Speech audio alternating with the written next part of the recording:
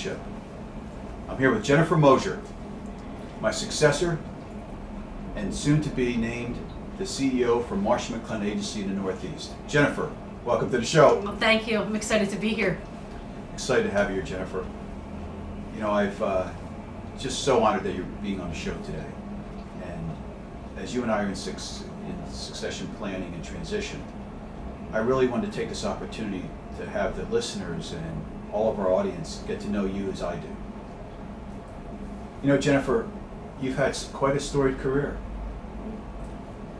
What was one of the first things in your career that told you, I can lead, I can do this? Was there an aha moment? I don't think there was an aha moment. I think just through trials and tribulations and working with all types of personalities and leading people, whether I wasn't in the role, just being the listener, or just guiding someone with advice, it just came very natural to me. When you were a young person, did you have opportunities to lead then? I did. What's one of the first that you can remember? Oh, just being the captain of a softball team or a field hockey team, very athletic, competitive. Always a lot of fun. Always felt like I was the group leader to get everyone together. I was the one building people with positive reinforcement, letting them know that, even though we might have lost a game, tomorrow was another day. So a lot of excitement and fun, rallying people around you and making them feel just as good as you do.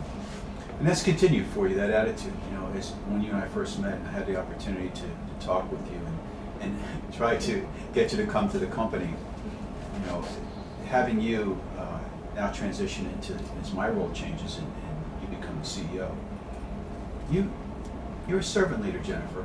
It's one of the very kind, yet really passionate leadership about you. How did you see the difference? Because we both know leaders that are the opposite. How did you know that was the way you wanted to lead? I learned it. When I started my career, I started as a salesperson. And so I heard no more than I heard yes. And at some point, you start to get a little bit of a chip on your shoulder because you want to prove that you can do the job. And as I continued to grow and become more successful, I'll never forget, I was published in a magazine article and I was really proud. And so I went to share it with my family, and someone that means a lot to me said, you haven't arrived. You still get dressed in the morning like everybody else. And so it was humbling for me, and it just made me think about, it's not about me, it's about people and making them better and teaching them. And I don't think I would have learned that unless I experienced it myself. Yeah, Jennifer, what advice or thoughts do you have for the listeners that a lot of times we see it played in the press and we hear it as generational issues, and people that think that just because they've served time, they should be rewarded with opportunity. But you and I don't think that way. We don't think that time rewards opportunity. What would you say to that? I think that's a great question. I think that it's important. I'm a podcast host, Jenna. Hopefully I have some now and then. I think growth is important and developing is important. I don't know if it's necessarily a time thing, right? I think that people work for people, leaders lead people, and all of those things come naturally. So I don't know if I answered the question, but yeah, no, I'm with you, right? There is a grinding. We've said this on the show a few times with different guests. You have to grind your way to greatness, and people sometimes don't want to hear that. They don't want to hear, I don't want to have to grind it. It should just come to me. But what was the grind like for you? Because you've done so many things, right? You're a multifaceted leader. You were in sales. You ran your own business. You worked in large companies, small companies. What was Jennifer Moser's grind? I just wanted to, and still want to do something great. I wake up each day with a purpose. There isn't anything that when someone asked me recently, what's one of your weaknesses? I don't like negativity. I don't let others define my success. I think just waking up with that positive attitude. I want people to be better for having met me. So if that's the definition of grind and grit, in addition to all those other things that come with it, hard work, work ethic, knowledge, learning, then I think I've handled It's a great that. definition. When I hear you say wake up with a purpose, a lot of people just wake up and start. The purpose piece is missing, and they wonder why every day looks the same, and then they get bored or the routine breaks them down. I think for everyone listening to you and I today it's not just what is your purpose, what's the purpose you are? What's the purpose that we are as individuals to help each other, as you said, be better, make Right. people better for having met. So let's go back, Jennifer. Let's go back to that Jennifer Moser back in the days of the young Jennifer Moser. And I know you to be very competitive. That ever cost you? Were you ever too competitive? I'm sure it has. I'm sure it has. When I think of challenges and obstacles, I think that sometimes, maybe not listening as well as we could have or should have, talking too much. Yeah, I'm sure it has created some setbacks for me. Yeah, but I think but that's self-awareness, isn't it? Mm-hmm. The fact that you can say that's how we don't do it again. Right, So you have 3 daughters. I do. What have you learned from them, Jennifer? I've learned a lot. What have your daughters taught you? Yeah, I've learned resilience for sure. My daughters are the happiest kids on the planet. We go through life sometimes and we see kids that carry the weight of the world on their shoulders because they're trying to live up to these unrealistic expectations, right? And we don't do that in my house. We're very supportive. We don't use the word failure. We always say setback. We talk about, learning and getting better at certain things that we might not be the best at. And we always think of when someone says no, that we can't accomplish something, we say yes. So I think my kids would all say the same thing if they were sitting here. It sounds like, with you and your husband Lou and the girls, that you function almost as a unit, a team. We are. We're Yeah. a solid unit. One solid unit. I don't think anyone ever has bad, the others are there like, come on, let's get going. And Jennifer, when you think about inspiration, what inspires you? You're about to take on a major position in the northeast part of the United States, one of the most competitive zones in America. And you're going to have hundreds of people that you're responsible for. What will be your inspiration as you inspire others? My personal and my business inspiration is the same. I think one of the things that I really like to do is simplify things. And so people are the inspiration. People that want to make a difference with others, make a positive impact with other people. That's inspiring. If you think about four pillars that we're talking about as I listen to you. Wake up with a purpose. Mm-hmm. Don't let others influence the direction you're trying to take. Be resilient. Be happy. Setbacks will happen. Don't be negative about it. Simplify your life. And look at people's inspiration. What a magnificent mapping That's it. of a life. That's it. What, I know you to be a lifetime learner. What are you learning now that's a challenge to you? I don't think I'm learning anything that's a challenge. I think that going into the role of CEO of the Northeast, I'm self-aware of, people that may be fearful of change. So from a challenge perspective, I'm very aware of helping people through that transition, letting them know who I am, taking the time to meet each person. So not only do they know my name, but they know my face and they know what I stand for. I'm human just like them. We all go through certain things in life, and I guess right now that's the one thing that I'm really thinking about and really cognizant of. And Yeah, because it's so impossible to think that change doesn't continue. right, It's the most beautiful thing we can have. right. How else can we get better if we can't be open to change? As you think about, you and I said something the other day, and I'd like for the listeners to kind of eavesdrop on our conversation the other day. You and I were faced with people who said, "Oh, how wonderful that the new CEO is going to be a woman leader." And you and I smiled at each other and thought, we long for the day when we're just defined as leaders without our gender.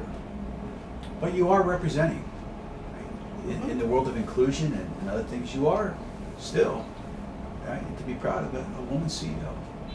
How do you get your arms all around that? Where's that? Let's go there, because I think, to not go there is not how we should handle this. What are your thoughts? I'm honored to be the CEO. I don't look at gender, I look at leaders. I wish that I could sit here and be on some big platform. I'm no different than anyone else. Yeah. I think strategically, I'm smart, I apply logic. Whether I be a woman or a man, I think that being in leadership is a gift. Being aware of being a servant leader is something that you learn. I just don't look at gender as something that should be an obstacle or something that's showcased. No, well said. You have an infectious sense of humor. So where does that sense of humor, where's it come from? Your mom, your dad, combination of both? Where's that, Jen Moser? Because you're funny, right? I am funny. And it's in a very charming way, and it's actually disarming, and it helps people get closer to you. Because it's a leader with a sense of humor. I'll take a leader with a sense of humor any day over someone that's got 12 degrees. Where's it come from? I think that being in the roles that we're in life, we can be so intense and we're so focused, and sometimes we take ourselves just a little too serious. So I always like to just step back and think, this isn't life or death. And humor makes things a little easier to digest. Well said.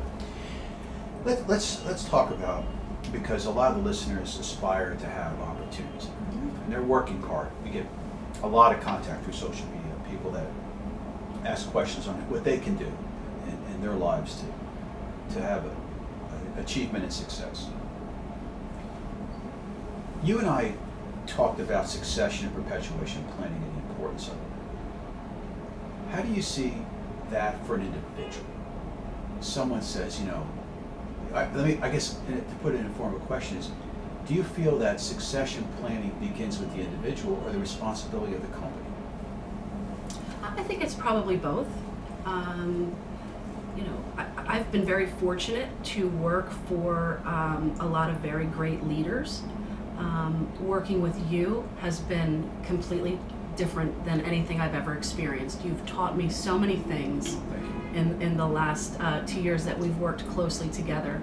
And every time I had the opportunity to learn from you, I felt like I was back in class. So I think that as people continue to evolve and they look into succession and where they'd like to be in a company, to really partner with a mentor who understands, who gives them the time, who can reflect on things that they might need a little work with, a little help on. Not necessarily being critical, but embracing some of those things that people need to evolve. Yeah, you and I had an opportunity earlier today to talk with Dr. Morny Gauthier, who was recently a guest on the show, and is a leadership development and executive coach. And it's interesting how her platform and answer is similar to what you just said, and yet you were not both together and you both said a very similar thing, is about the ability to have mentoring in time. And there's so many people that are so selfish in their lives that they if only they realized that they opened up to help others, how it makes them even more well-rounded. Right. In a big job like you have now, how will you balance that time of mentoring others while you're taking on your new role? I think that we're always mentoring others. I think that the one thing I'm very aware of is I am the CEO of the Northeast. I'm very excited to lead the team forward. But I'm also very aware that I work for the Northeast people. They don't work for me. Yeah. And so through that and with that mindset, I think mentorship and having people feel comfortable enough to come in and spend time with me to share what their aspirations are will come. That's certainly the environment that I want to promote. Love that answer. Fantastic. And that's true for everyone listening today, is that servant leadership isn't about giving up ourselves for others. It's giving of ourselves for others, so that we become even deeper and more resilient and accepting of change.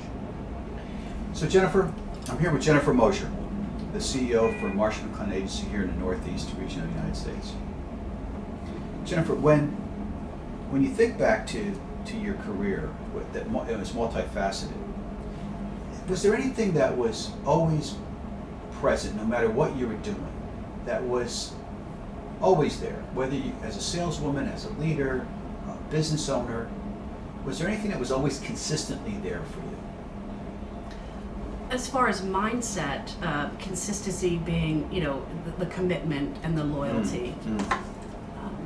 I always have the mindset of, if I'm going to commit to something, I promise to give 110%. The consistency piece is super important.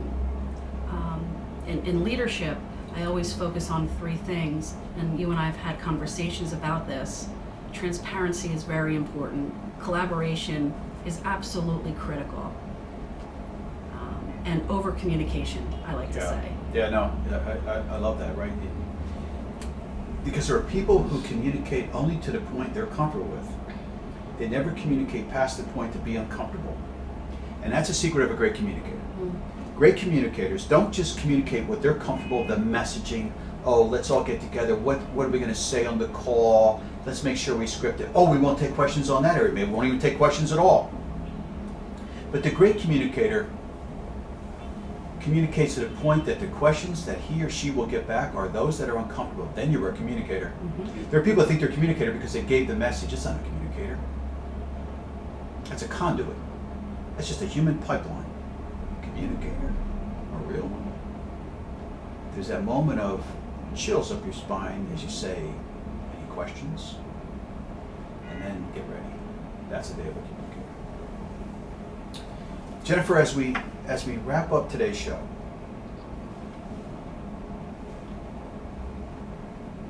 I've been really fortunate to work with you, Jennifer. There's a moment when you give as a successor and you hand over an organization's responsibility. I have no qualms handing it to you, Jennifer. You'll make it better. We'll look back and see that what you did is what others became possible, their passion and purpose, because you led them. I wish you nothing but the best. Thank you. Appreciate it. Thank you. Thank you for being on the show. I'm here today with Jennifer Moser, the new CEO for Marsh & McLennan Northeast. All the best, Jennifer. Thank you.